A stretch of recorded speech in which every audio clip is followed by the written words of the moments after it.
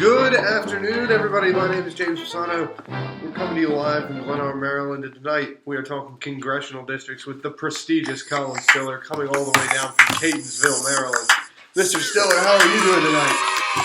Hello, James. I'm doing great. How are you doing tonight? I'm doing absolutely fine and even better with you on the show. Now, some people say that you are the most knowledgeable in the state. Would you back that claim up? Of course. I feel like I'm the best in the state by far. I don't think there's anyone close as good as I am.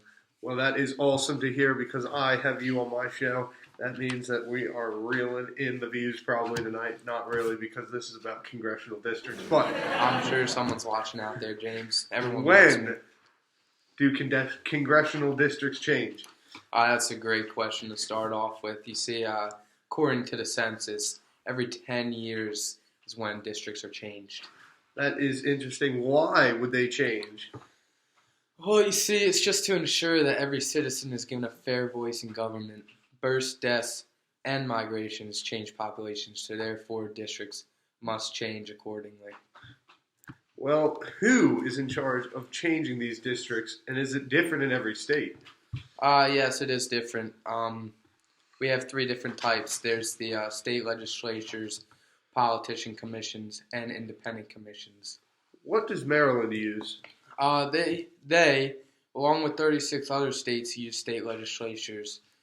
And in these state legislatures, 5 states use advisory commissions, they basically just help advise the state legislatures and help them make the right decisions on where to draw the lines.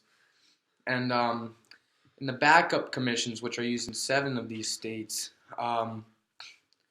if the state legislature messes up or can't think of a good map to draw, they'll come in with a backup plan to ensure that the state legislatures don't look like idiots. What is a politician commission, and how many states use that?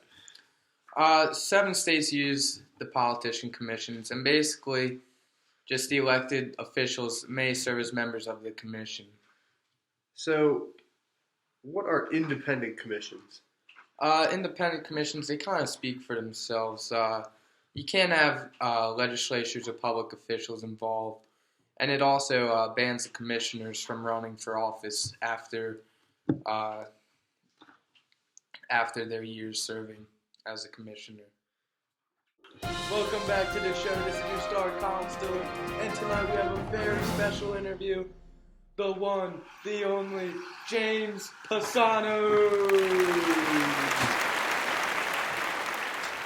Thanks for having me, Colin. You're welcome. Thanks for coming out tonight. And we have a very special interview. This is the one and only Jimmy. Are you ready for the show? Yeah! I love the enthusiasm, and so do the fans. Give it up for Jimmy! Let's go! All right, calm down. We only have a few questions to ask Jimmy, and he's ready to go. So let's get off to a good start. First question. What's your opinion on who should draw congressional district lines? I think that independent commissions should draw them. Great. I love it. How'd you come to that decision? Well, you see, I was reading the State of Maryland report done by Governor Larry Hogan, and he said... Great man. He said that anything but independent commission is biased. It's biased to the party in power. And they'll always keep it with the status quo, so they'll always try to keep it with the party with power. That's how you say it. Jesus whiz. Party with power. But also, the Washington State also moved to an independent commission in 1983 because they felt that they were gerrymandering their districts too much.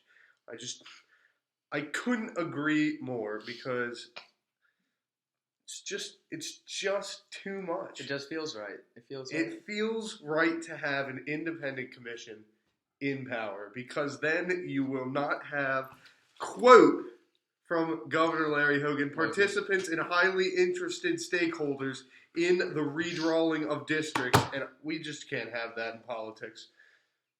Couldn't have said it better myself. That was a great answer. Last question already. I'm sorry, folks. Why don't you agree with the other options? Like, what's wrong with them? Well, you see, they want to get reelected, the politicians in power. So they want to get reelected and keep their party in power.